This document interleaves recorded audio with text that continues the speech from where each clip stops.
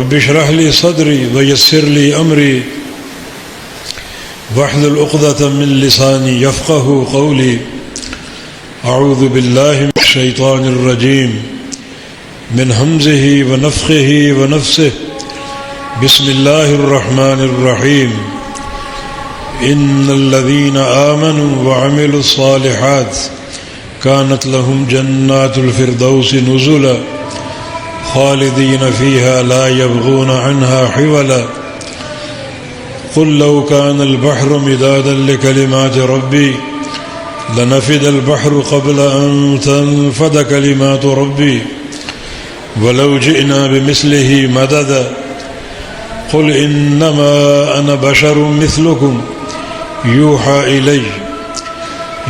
إلي أنما إلهكم إله واحد فمن كان يرجو لقاء ربه فليعمل عملا صالحا ولا يشرك بعبادة ربه أحدا.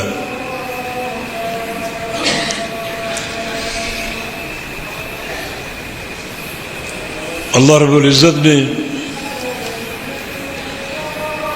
اپنے مقدس کلام میں ان لوگوں کی مذمت فرمائی ہے جن کا تمام تر مطمع نظر دنیا ہے اور وہ آخرت کو بالکل بھلائے بیٹھے ہیں. ان هؤلاء يحبون العاجلة ويذرون وراءهم يوما ثقيلا. یہ لوگ دنیا کی محبت میں کھبے بیٹھے ہیں اور اپنے پیچھے آنے والے بڑے بھاری دن کو فراموش کیے بیٹھے ہیں.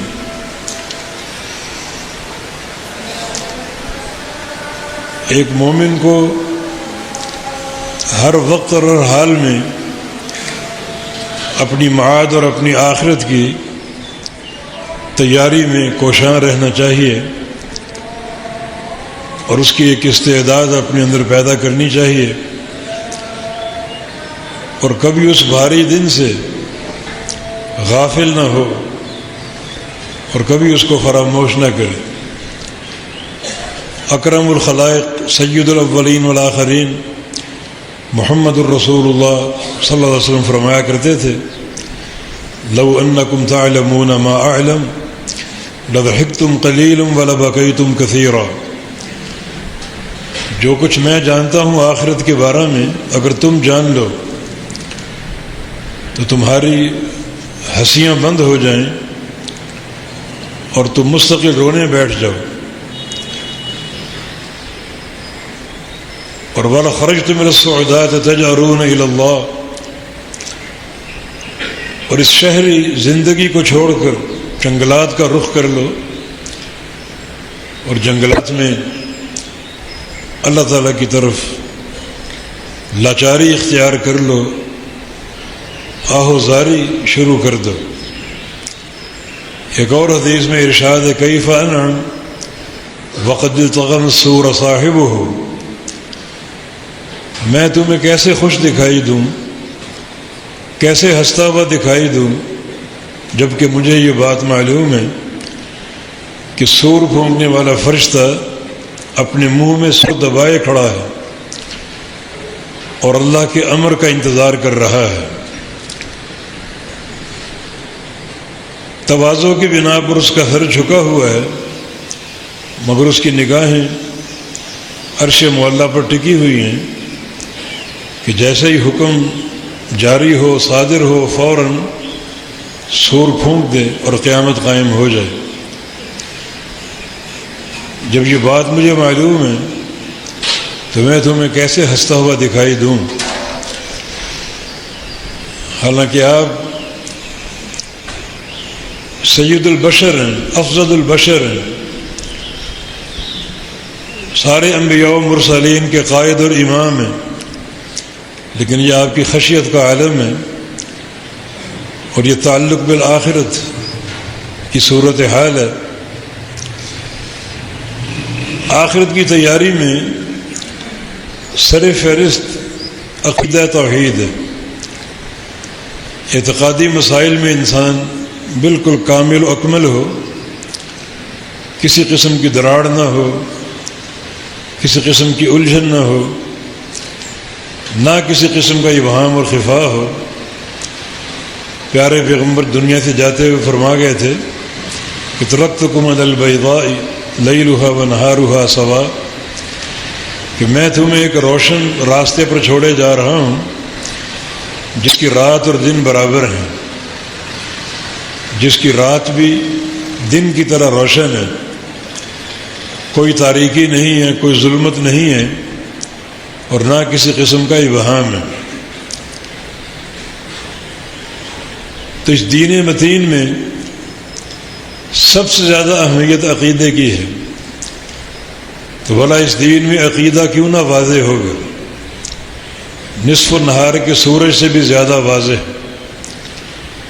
جس دین نے یہاں تک واضح کر دیا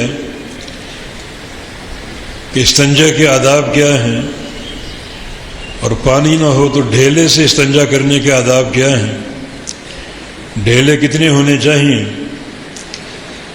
تو اس دین میں اعتقادی مسائل کیوں نہ واضح ہوں گے؟ جبکہ یہ دین بھی دین توحید ہے، اور سر فہرست مسئلہ اللہ تعالیٰ کی توحید کا ہے۔ جب محمد مصطفیٰ علیہ السلام کی بعثت ہوئی تو عرب معاشرہ بڑی بے روی کا شکار تھا، بڑی بڑی معصیتیں تھیں، چوری اور ڈاکے اور رقص و سرود کی محفلیں اور زنا کاری اور قتل و غارت گری، ان سارے جرائم میں وہ معاشرہ ملوث تھا، شرک بھی ہو رہا تھا، اور آپ کی پہلی دعوت ایھا الناس قولوا لا الہ الا اللہ، توحید کی دعوت تھی۔ لوگ رفتہ رفتہ یہ دعوت قبول کرتے گئے اور باقی جرائم کا خاتمہ بھی ہوتا گیا۔ یہ توحید کی برکت ہے۔ جب نور توحید سے سینہ روشن ہو جائے گا تو باقی جو بھی معصیتیں ہیں اور جو بھی سیاہ کاریاں ہیں وہ تمام کی تمام ختم ہو جائیں گی۔ یہ عقیدہ توحید کی برکت۔ تبھی جناب محمد الرسول اللہ صلی اللہ علیہ وسلم نے پہلی دعوت توحید کی دعوت پیش کی، اور اس توحید کی دعوت کی اساس پر پورے عرب معاشرے کی اصلاح ہو گئی، اور ایسی اصلاح کہ مکمل طور پہ برائیوں کا خاتمہ ہو گیا، اور توحید کے نور نے ہر طرف روشنی پھیلا دی، اور تمام معصیتیں چھٹ گئیں۔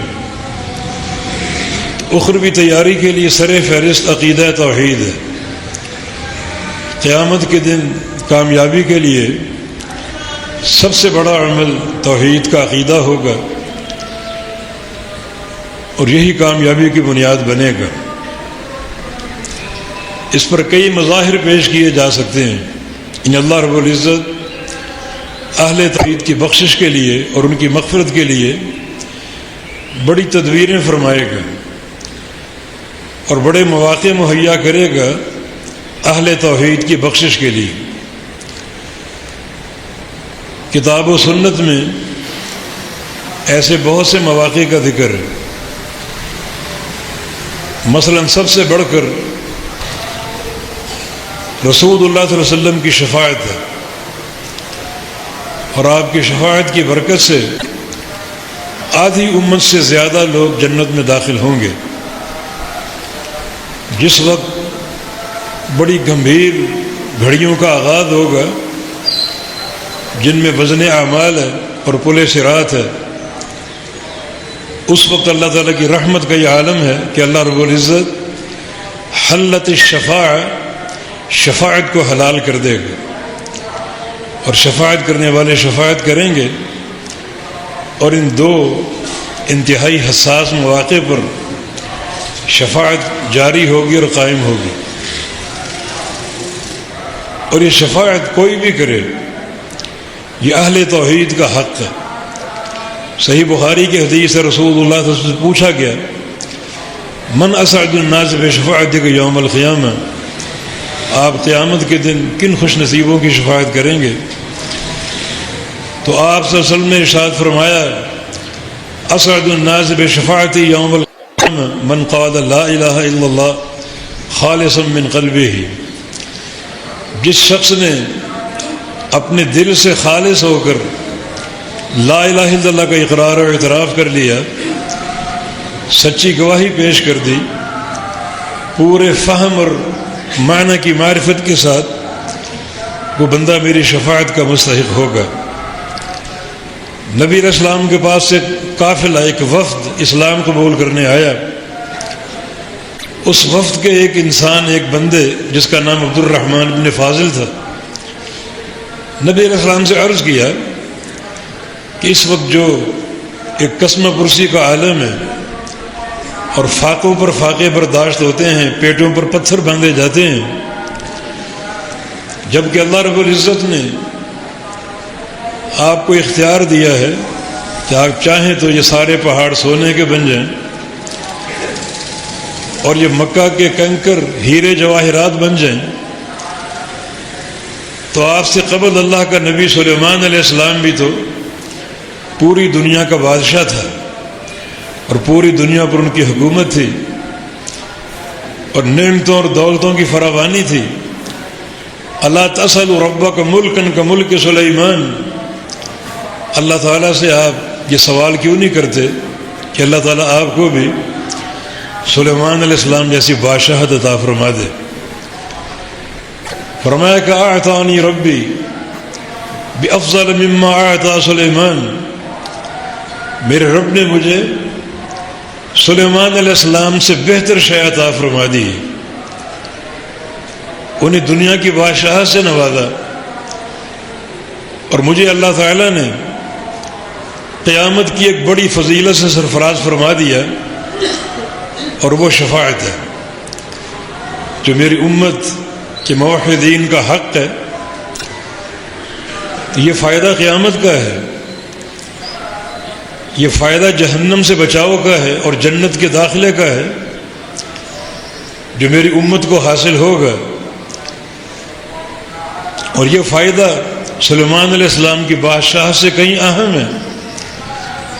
وہ بادشاہت دنیا تک محدود تھی، اور یہ بادشاہت تو قیامت کے دن کے لیے ہے جب میں موحدین کی شفاعت کروں گا، اور میری شفاعت کے ذریعے بڑی تعداد جنت میں داخل ہوگی لوگوں کی، یعنی آدھی امت سے زیادہ، جس کی دلیل نبی علیہ السلام کی حدیث ہے کہ خیرنی ربی بین الشفاعۃ وبین یدخل نصف امتی الجنہ، اللہ نے مجھے اختیار دیا یا تو شفاعت قبول کر لو یا اپنی آدھی امت جنت میں لے لو۔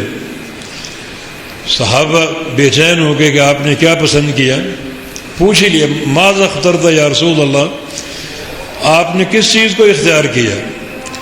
تو رسول اللہ صلی اللہ علیہ وسلم نے ارشاد فرمایا کہ اخترت الشفاعۃ، میں نے شفاعت کو منتخب کیا، جو اس بات کی دلیل ہے کہ شفاعت کے ذریعے آدھی امت سے زیادہ لوگ جنت میں داخل ہوں گے۔ اور ساتھ ہی آپ نے فرمایا کہ وَهِيَ نَائِلَةٌ لِمَن مَّاتَ مِنْ أُمَّتِي لَا يُشْرِكُ بِاللَّهِ شَيْئًا، اور یہ شفاعت کا حق اور فائدہ اور فضیلت امت کے ان لوگوں کو حاصل ہوگی جو توحید پر مرے ہوں، جنہوں نے شرک نہ کیا ہو، جن کی موت عقیدہ توحید پر آئے، فہم توحید پر آئے۔ جب ان کا انتقال ہو تو دو چیزیں مستحضر ہوں جو نبی علیہ السلام کی حدیث میں ہیں، من کان آخر کلامہ لا الہ الا اللہ دخل الجنہ، جس کا آخری کلام لا الہ الا اللہ ہو وہ جنت میں داخل ہوگا۔ مگر اتنا کافی نہیں ہے، صحیح مسلم کی حدیث من مات وهو یعلم انہ لا الہ الا اللہ دخل الجنہ، جس بندے کی موت لا الہ الا اللہ کے علم پر آئے، خالی تلفظ کافی نہیں ہے، رٹے رٹائے الفاظ کافی نہیں ہے، بلکہ اس کا فہم ہو، اس کا علم ہو، تبھی شہادت معتبر ہوگی، تو وہ جنت میں داخل ہوگا۔ یہ حق ہے اہل توحید کا جن کی موت عقیدہ توحید پر ہے. اس کے علاوہ شفاعت کسی کو نصیب نہیں ہوگی. لوگوں نے جو مفروضے بنا رکھے ہیں کہ آپ کی شان میں قصیدے کہہ لو، میلاد کی محفل منعقد کر لو، شفاعت مل جائے گی، یہ بالکل نبی علیہ السلام کی حدیث کے خلاف ہے، دینی ذوق اور فکر کے خلاف ہے. یہ حق صرف اہل توحید کا ہے. یہ توحید کی بڑی فضیلت اور عظمت ہے قیامت کے دن کے لیے، جب بڑے بڑے گناہ گاروں کو بذریعہ شفاعت بخشا جائے گا.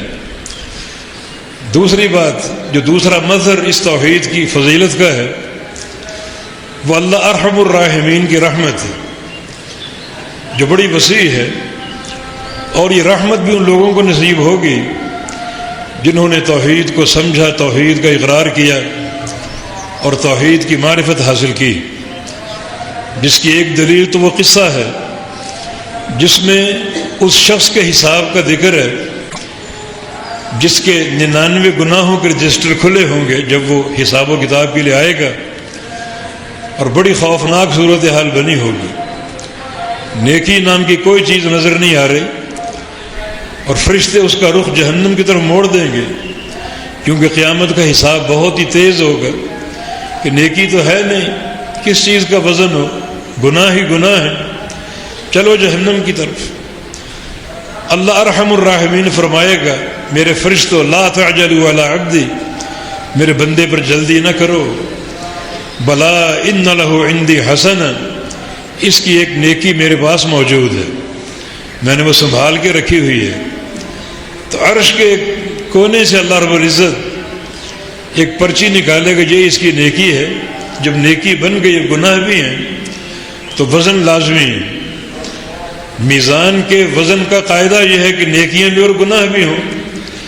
اگر صرف نیکیاں ہی نیکیاں ہیں تو وزن سے مستثنا ہے، اور اگر صرف گناہ ہی گناہ ہوں اس کا وزن بھی نہیں ہوگا. تو اس کی نیکی تو بن چکی، ثابت ہو چکی، گناہ بھی ہیں، اب تولو، وزن کرو.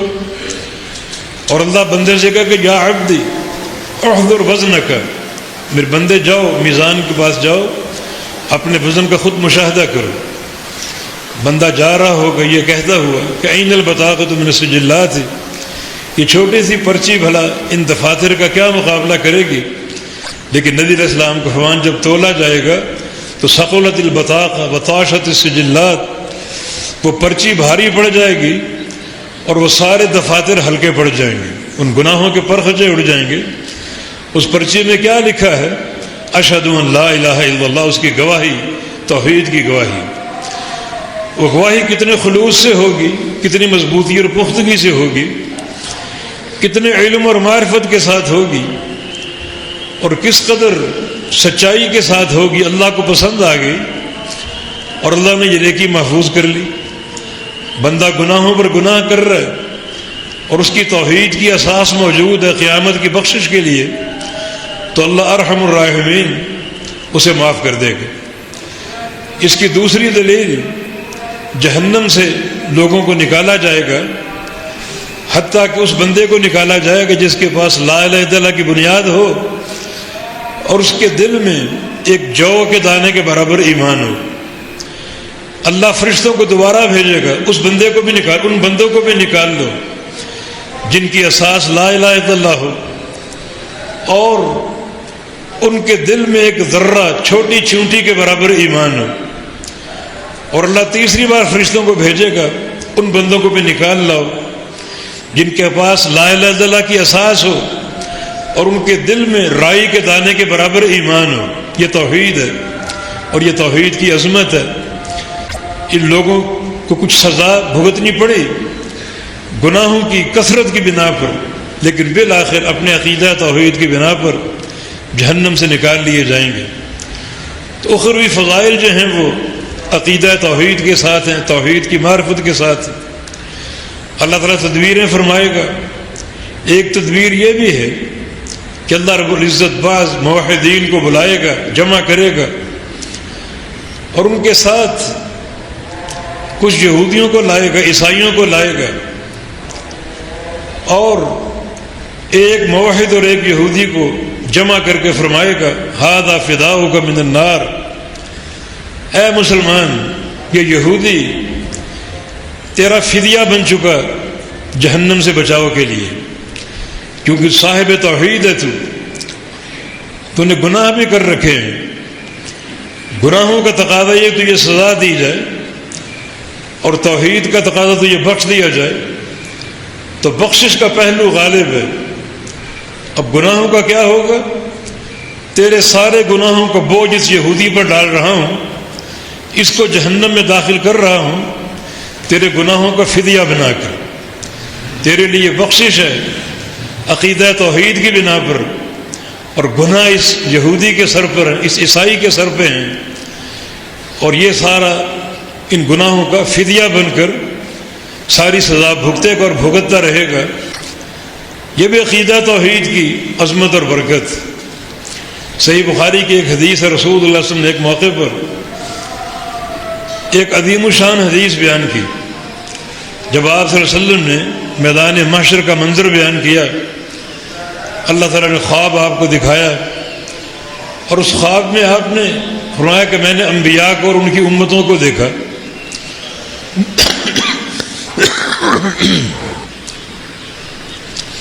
فرأیت نبی معہ الرہط، میں نے بعض انبیاء کو دیکھا ان کے ساتھ ایک جماعت کھڑی ہے 25-30 افراد کی،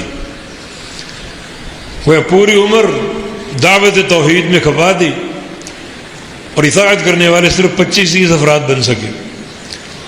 اور پھر ورأیت نبی معہ رجلان، رجل او رجلان، اور کسی نبی کو دیکھا اس کے ساتھ ایک یا دو آدمی تھے، ورأیت نبی ولیس معہ احد، اور کسی نبی کو دیکھا وہ اکیلا کھڑا تھا، اس کے ساتھ کوئی بھی نہیں تھا، یعنی پوری عمر کھپا دی، دعوت توحید میں صرف کر دی، اور ایک بندہ مسلمان ہو سکا، دو بندے مسلمان ہو سکے، اور کچھ ایسے انبیاء بھی جو اکیلے کھڑے ہیں اور ایک بندے نے اسلام قبول کر کے نہیں دیا۔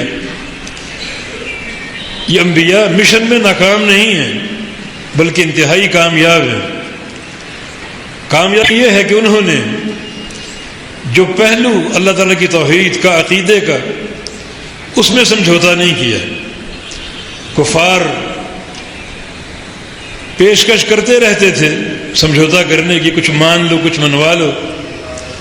نبی علیہ السلام سے بھی پیشکش کی کہ آپ توحید بیان کریں اس باتی رنگ میں، جو ہمارے معبود ان کی نفی نہ کریں، مگر نفی تو لازمن ہوگی، اس کے بغیر توحید مکمل ہو ہی نہیں سکتی۔ توحید نفی اور اس بات کا نام، بلکہ لا الہ میں نفی مقدم ہے، الا اللہ اس بات بعد میں ہے، پہلے نفی ہے۔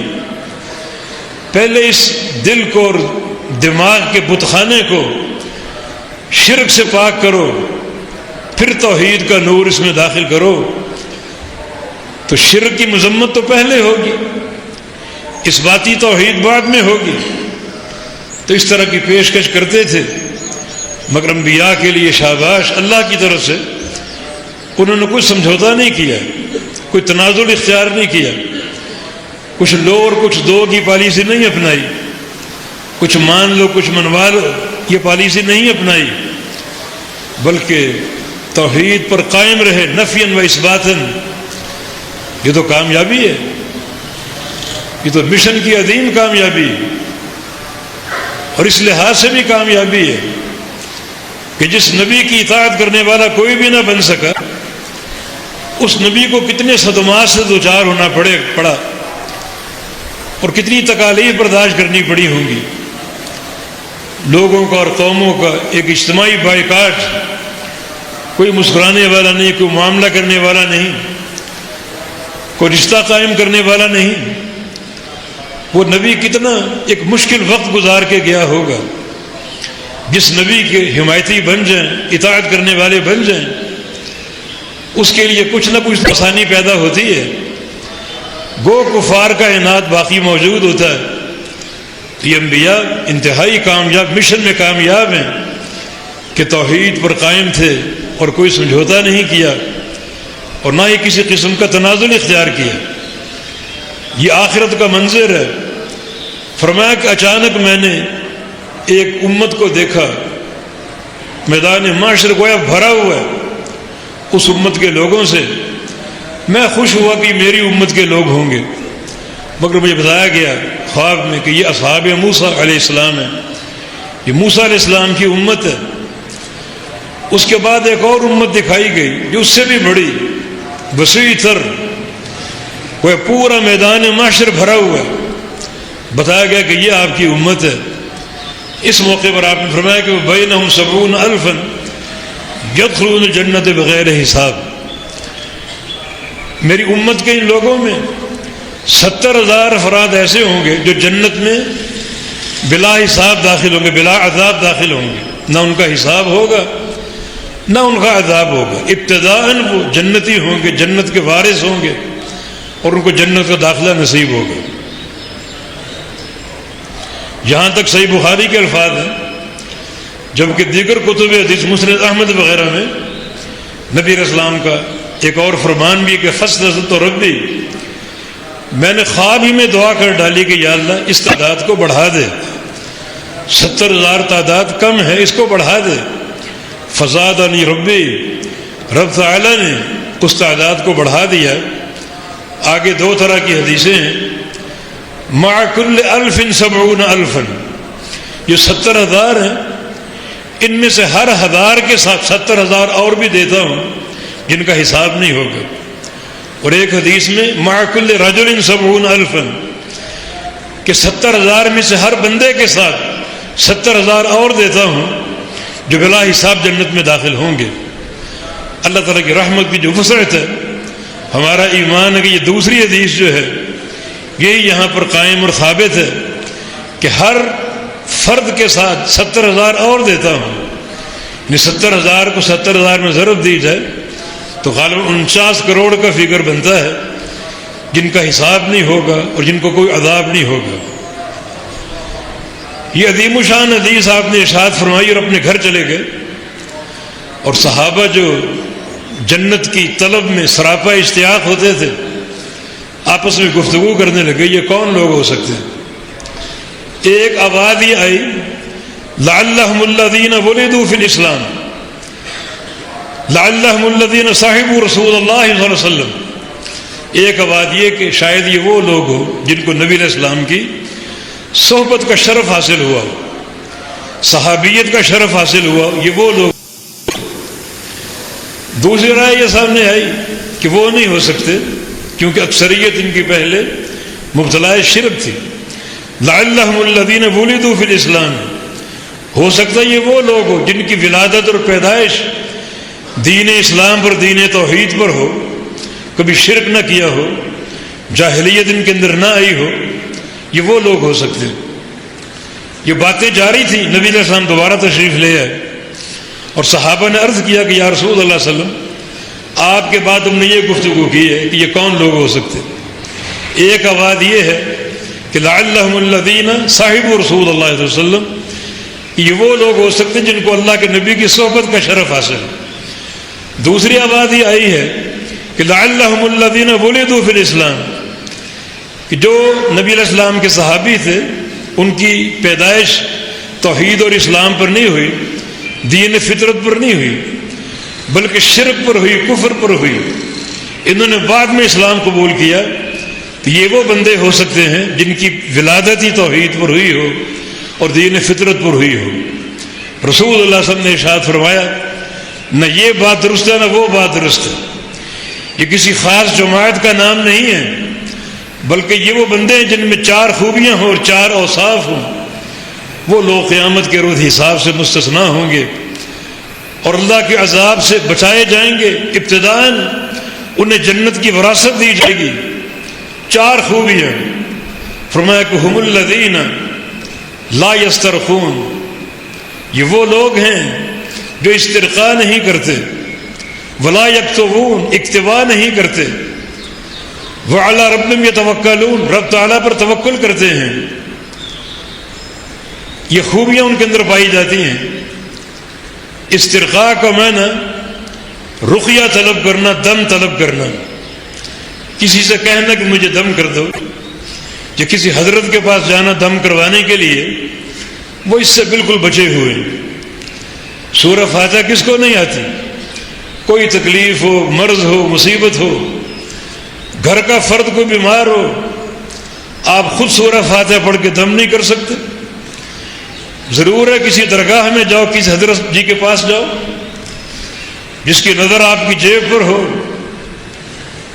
اسے آپ کے درد کا کیا احساس ہوگا؟ وہ تو پیسے کا پجاری ہو سکتا ہے، کیا اس میں شفا ہوگی؟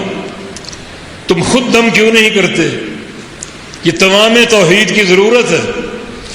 جب کسی کے پاس جاؤ گے دم کروانے کے لیے تو دل میں اسی کا تصور ہوگا کہ کب وہ درگاہ آئے، کب وہ دم کرواؤں، کب اس سے تعویذ لوں، کب اس سے پلیٹوں پر لکھواؤں، اور کب اس سے پانی دم کرواؤں، اسی کا تصور ہوگا، جو کہ غیرت توحید کے منافی ہے۔ مرض ہو کسی کا، آپ کا ہو، آپ کی کسی اولاد کا ہو، تصور اللہ کا ہو شفا کے حوالے سے، کسی شخصیت کا نہ ہو، کسی انسان کا نہ ہو، بلکہ اللہ کا تصور ہو۔ جب بھی آپ کسی مصیبت میں گرفتار ہوں، کسی مرض میں گرفتار ہوں، تو یہ ان لوگوں کا تمام توحید کا ایک مظہر ہے کہ وہ کسی سے دم نہیں کرواتے۔ ہاں، خود دم کرنا جائز ہے۔ کسی مریض کو آپ دیکھنے جائیں تو اس کی طلب کے بغیر خود آپ دم کر دیں، یہ اس پر احسان ہوگا۔ صحابہ نے پوچھا تھا یا رسول اللہ صلی اللہ علیہ وسلم، اگر ہم کسی مریض کو دیکھنے جائیں، کسی بھائی کو دیکھنے جائیں، اس کو دم کر سکتے ہیں؟ فرمایا کہ من اراد ان ينفع اخاه فلينفعه، ہاں اپنے بھائی کو نفع دو، ضرور دم کرو اس کو، لیکن اس کی طلب پر نہیں، آپ خود کریں۔ ایک بار نبی علیہ السلام بھی بیمار تھے، جبریل امین آپ کے پاس آئے اور آپ کو دم کیا، تو دم کرنا خود بخود یہ ثابت ہے۔ دم طلب کرنا گو اس کا جواز ہے، مگر افضلیت کے خلاف ہے۔ جو سچی اور پکی اور پختہ توحید ہے اس کے تقاضوں کے خلاف ہے، غیرت توحید کے خلاف ہے۔ تو جو لوگ بلا حساب جنت میں داخل ہوں گے وہ استرقاء نہیں کرتے۔ دوسری خوبی ولا یتطیرون، تطیر نہیں کرتے۔ تطیر کا معنی پرندوں سے پھال لینا، پرندوں سے پھال لینا، جس کی بہت سی صورتیں ہیں۔ جاہلیت کے دور میں جب بندہ کسی سفر پہ روانہ ہوتا، کوئی پہلا پرندہ آتا اس کو اڑاتا، اگر وہ دائیں طرف گیا ہے تو سمجھتا کہ سفر مبارک ہے، اور اگر بائیں طرف گیا ہے تو سمجھتا سفر منحوس ہے، نقصان ہو سکتا، تکلیف ہو سکتی ہے، وہیں سے لوٹ آتا۔ یہ تطیر ہے، پرندوں سے پھال لینا۔ آج اس کی صورت جو بہت سی فٹ پاتھوں پر لوگ طوطے لیے بیٹھے ہیں، اچھے خاصے لوگ ان کے پاس جاتے ہیں، اس بندے کے پاس جو نیچے بیٹھا ہے فٹ پاتھ پر، گندے کپڑے، گندی شکل، غلاظت سے بھرا اس کا منہ، اور اس سے مستقبل کا حال معلوم کرنے جاتے ہیں، اور وہ خود نہیں بتاتا، وہ طوطے سے پوچھتا ہے، اور طوطا بھی خود نہیں بتاتا، اندر سے پرچی لے کر آتا ہے، وہ اس کی قسمت کا حال ہے۔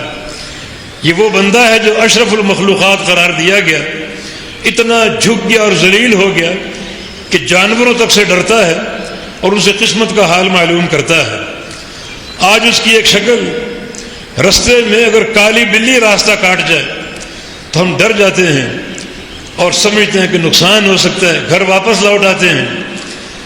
یہ عقیدے کا جنازہ، یہ توحید کا بگاڑ ہے۔ جن لوگوں نے بلا حساب جنت میں داخل ہونا ہے ان کے اندر ایسی کوئی پریشانی نہیں ہے۔ گھر کی چھت پہ الو بول جائے تو بندہ خود الو بن جاتا ہے اور سمجھتا کوئی نقصان ہونے والا ہے، کوا بول جائے اس کے لیے عجیب و غریب نظریات ہیں۔ یہ سارے عقیدے کی کمزوریاں ہیں۔ تو ایسے لوگ تو مبتلا شرک ہیں۔ جنت کے داخلے بلا حساب اس کی بنیادی شکل یہی ہے کہ بندہ تطیر نہ کرے، سمجھے کہ میری ساری فعال رب تعالیٰ کے پاس ہے، خیر ہو یا شر ہو اللہ کے امر سے آئے گی، اس کے امر کے بغیر نہ کوئی شر آ سکتا نہ کوئی خیر آ سکتی۔ لا حول ولا قوت الا باللہ اس قسم کے سارے تطیر کی تردید کرتا ہے۔ کوئی خیر ہو چھوٹی یا بڑی وہ اللہ کے امر سے آئے گی، اور کوئی شر ہو چھوٹا یا بڑا اللہ کے امر سے آئے گا، اس کے امر کے بغیر کوئی فیصلہ نہیں ہے، نہ کوئی پرندہ، نہ کوئی بلی، نہ کوئی الو، نہ کوئی کوا۔ تو جن لوگوں نے بلا حساب جنت میں جانا ہے ان کے ٹھوس عقیدے کہ بالکل وہ اس قسم کے تطیر سے نیک فالی اور بد فالی سے بچے ہوئے، وہ سمجھتے ہیں کہ ساری فال رب تعالیٰ کے پاس ہے، خیر بھی اللہ کے امر سے آئے گی اور شر بھی اللہ کے امر سے آئے گا، اور اگر شر ٹلے گا تو اللہ کے امر سے ٹلے گا، کہ ان کا پختہ اور ٹھوس عقیدہ ہے۔ اور تیسرا عمل استرقاء کا، تیسرا عمل اکتواء کا۔ اکتواء کئی ان سے ہے، جس کا معنی جسم کو داغ لگوانا۔ یہ بھی ایک مرض سے شفا کی صورت تھی۔ جب کوئی علاج مستحضر نہ ہو تو ایک علاج بڑا کارگر اور مؤثر، یعنی آگ کے انگارے سے جسم میں داغ لگوانا تاکہ کوئی فاسد خون نکل جائے اور مرض سے شفا حاصل ہو جائے۔ اس کو شریعت نے ناپسند قرار دیا، کیونکہ آگ ہے، آگ مشرکین کا، مجرموں کا ٹھکانہ ہے۔ تو ایسا عمل نہ کیا جائے جس میں آگ کا عمل دخل ہو اور وہ شفا آگ کے ذریعے ممکن ہو۔ ہاں، اگر کوئی علاج کی صورت نہ ہو، ہر صورت ناکام ہو چکی ہو، تو پھر آگ سے داغ لگوانا جائز ہے۔ لیکن افضل اور مستحسن یہ ہے کہ دیگر طرق کے علاج اختیار کیے جائیں اور یہ علاج اختیار نہ کیا جائے۔ یہ بھی اللہ تعالیٰ پر توکل کی ایک علامت ہے۔ اور چوتھا جو وصف ان کا، وہ علی ربہم یتوکلون، رب تعالیٰ پر توکل کرتے ہیں۔ توکل کا معنی جو اللہ نے اسباب عطا فرما رکھے کسی بھی شے کے، اسباب حلال ہوں، یہ سمجھ کر کہ اسباب اللہ کی طرف سے ہیں، ان کو اختیار کرنا یہ توکل کے منافی نہیں ہے۔ اسباب کو چھوڑ کے بندہ بیٹھ جائے کہ میں تو توکل کروں گا، یہ حماقت اور سفاہت ہے۔ ایک انسان گھر بیٹھ جائے کہ میں توکل کروں گا، کام کاج نہیں کروں گا، ملازمت پر نہیں جاؤں گا، کاروبار نہیں کروں گا، دکان نہیں کھولوں گا، گھر بیٹھ کر توکل کروں گا، یہ توکل نہیں ہے۔ اعقل و توکل، پہلے اپنی سواری کا پاؤں باندھو پھر توکل کرو، اپنی دکان پر جاؤ پھر توکل کرو، اپنے کاروبار میں جاؤ پھر توکل کرو۔ جو حلال اسباب ان کو اختیار کر کے توکل کرنا، حرام اسباب نہیں۔ حرام اسباب اختیار کرنا توکل کے خلاف ہے اور اللہ کی شان ربوبیت کا انکار ہے۔ مثلا سودی کاروبار ہے، دکان ہے مگر شراب کی دکان ہے، یہ حرام اسباب میں سے ہے۔ انہیں اختیار کرنا یہ توکل کے خلاف بھی ہے، جو اللہ تعالیٰ کی ربوبیت ہے اس عقیدے کے خلاف ہے۔ تو توکل کرنا اسباب اختیار کر کے، ڈاکٹر سے علاج لینا، یہ بھی ایک مباح سبب ہے۔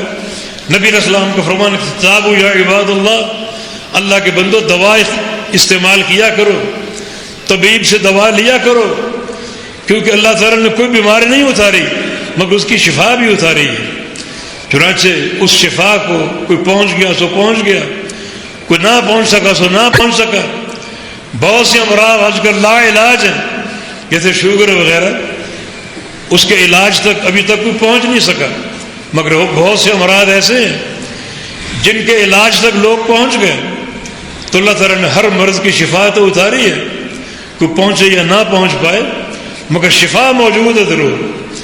تو یہ دوا لینا، یہ ایک محسوس شے لینا ہے، یہ توکل کے خلاف نہیں ہے، یہ مباح اسباب ہیں جن کو اختیار کرنا چاہیے۔ تو چار اوصاف اللہ کے پیغمبر نے بیان کیے، جو ان چار اوصاف کے حاملین ہوں گے اللہ تعالیٰ قیامت کے روز ان کا حساب نہیں لے گا۔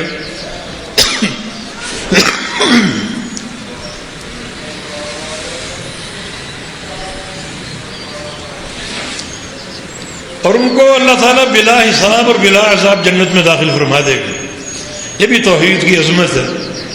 یہ چاروں اوصاف عقیدہ توحید سے متعلق ہے اور اللہ کی توحید سے منسلک ہے۔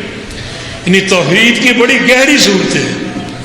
ایک ہے ظاہری صورت توحید کی، ایک اللہ کو سجدہ ہو، قبر پرستی نہ ہو، قبر کو طواف نہ کیا جائے، غیر اللہ کو نہ پکارا جائے، صرف اللہ ہی مشکل کشا ہے اور کوئی مشکل کشا نہیں۔ یہ توحید کی ظاہری صورتیں ہیں، اور جو بندہ ان میں مبتلا ہو جائے وہ کھلم کھلا کفر کا مرتکب ہے۔ اور یہ توحید کی غامض شکلیں ہیں، بڑی گہری، جن میں بڑی ایک سوچ و بچار اور عقیدے کی ضرورت ہے۔ اور نبی علیہ السلام کی حدیث نے بڑی آسانی کے ساتھ اس مسئلے کو واضح کر دیا کہ ان 4 اوصاف کے حاملین قیامت کے دن ان کا اللہ تعالیٰ کوئی حساب نہیں لے گا۔ حساب کا معنی کیا ہے؟ یہاں ایک اشکال بن سکتا ہے کہ قرآن تو کہتا ہے کہ ہم سب سے پوچھیں گے، انبیاء سے بھی پوچھیں گے، انبیاء سے بھی حساب ہوگا اور ان کی امتوں سے بھی حساب ہوگا، تو یہ لوگ انبیاء سے افضل تو نہیں ہیں، پھر یہ کیسے حساب سے مستثنیٰ ہیں؟ اس کا جواب یہ کہ حساب ان کا بھی ہوگا، اللہ کے سامنے کھڑے ہوں گے، مگر یہ حساب آسان ہوگا، بصورت عرض، بصورت مناقشہ نہیں۔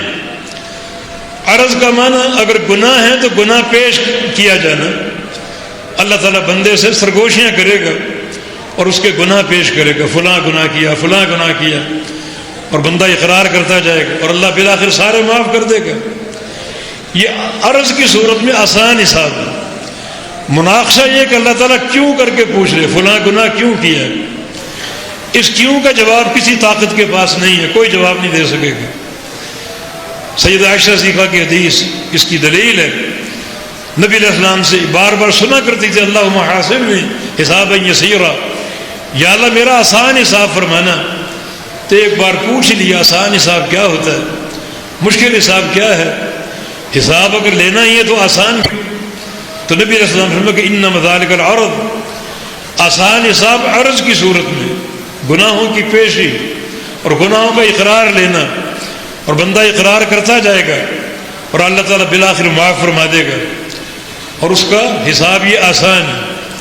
مناقشہ یہ کہ یہ گناہ کیوں کیا تھا، اس کا کوئی جواب، من نوقش فقد عذب، جس سے اللہ نے مناقشہ کر لیا اسے ضرور عذاب ہوگا، اس کا عذاب کوئی ٹال نہیں سکے گا۔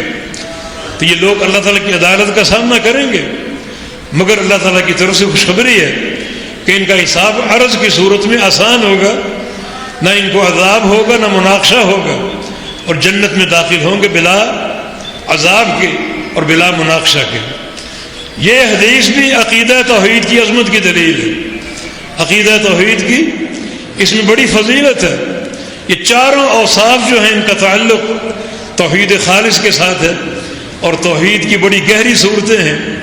چنانچہ ایک بندہ اس حد تک اگر گہرائی میں جائے اور فہم توحید حاصل کرے تو اللہ کے مقربین میں سے ہوگا، اور اللہ اس کو حساب و کتاب سے مستثنیٰ فرما دے گا۔ حدیث پوری کر لیتے ہیں، جب یہاں تک بات پہنچی تو ایک صحابی کھڑے ہو کے، عکاشہ بن محصن الغفاری رضی اللہ عنہ، بنو غفار قبیلے، ابو غفاری کے قبیلے سے، اور کہا کہ یا رسول اللہ سے ادعو اللہ ان یجعلنی منہم، یا رسول اللہ دعا کیجیے اللہ مجھے ان میں شامل فرما لے۔ فرمایا کہ انت منہم، تم انہی میں سے ہو۔ آپ ناطق وحی تھے، اللہ نے فوراً وحی کر کے بتا دیا کہ وہ کاشا انہی لوگوں میں شامل ہے جن کا قیامت کے روز نہ حساب ہوگا نہ عذاب ہوگا۔ بڑا خوش ہو گیا، ایک بشارت مل گئی۔ فوراً ایک صحابی اور کھڑا ہو گیا، میرے لیے بھی دعا کر دیجیے۔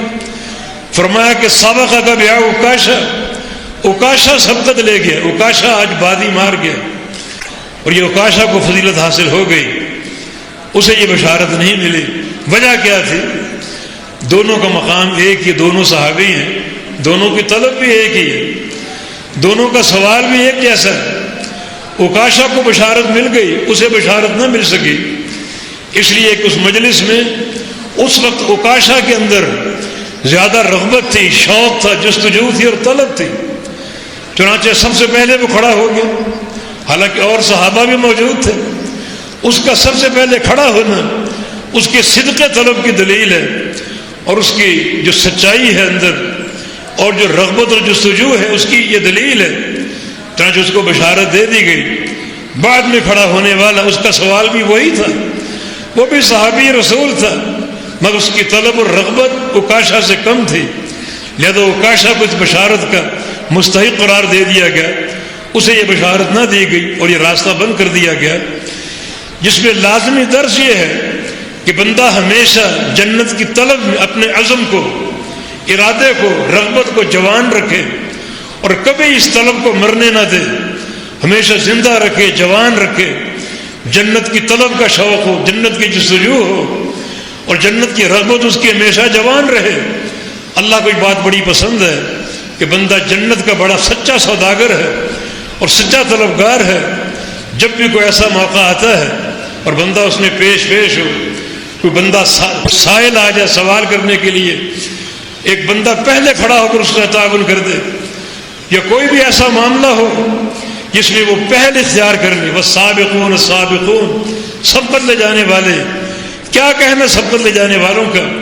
اس کا ایک معنی یہ کہ دنیا میں نیکیوں میں سبقت لے جانے والے قیامت کے دن اجر میں سبقت لے جائیں گے. یہ سبقت سچی طلب کی نشانی ہے اور سچی طلب کی دلیل ہے. ہمیشہ اس کو قائم رکھو، ہمیشہ سابقین میں اپنے آپ کو شامل کرنے کی کوشش کرو. اللہ تعالیٰ بندے کے باطن کو دیکھتا ہے. باطن میں واقعی یہ شوق ہو اور سبقت کی رغبت ہو اور جنت کی سچی طلب ہو تو اللہ تعالیٰ عطا فرما دیتا ہے. اس طلب کی ایک نشانی یہ بھی ہے کہ نبی علیہ السلام کی حدیث ہے، جو بندہ ایک مجلس میں 3 بار جنت کا سوال کر لے، اللہم انی اسألک الجنہ، یا اللہ میں تجھ سے جنت کا سوال کرتا ہوں، 3 بار یہ دعا کر لے تو جنت بول اٹھتی ہے کہ یا اللہ کتنے الہا سے یہ جنت طلب کر رہا ہے، میری سفارش ہے کہ اس کو جنت عطا فرما دے. اور اللہ جنت کی سفارش قبول کر کے اسے جنت کا داخلہ عطا فرما دیتا ہے. ایک ہی مجلس میں بار بار جنت کا سوال، بار بار جنت کی طلب، اسی سچی رغبت کی نشاندہی کرتی ہے. تو یہ طلب جوان ہونی چاہیے اور یہ رغبت بالکل ہمیشہ زندہ جاوید ہونی چاہیے. اللہ تعالیٰ کو بڑی پسند ہے اور یقیناً ایسے بندے بشارت کی خوشخبری کے مستحق ہیں. خلاصہ کلام یہ ہے کہ قیامت کی کامیابی جس کی ہمیشہ فکر رہنی چاہیے، جستجو رہنی چاہیے، رغبت رہنی چاہیے، اور اس کی سب سے ٹھوس اساس جو ہے وہ عقیدہ توحید ہے، نفی و اثباتاً.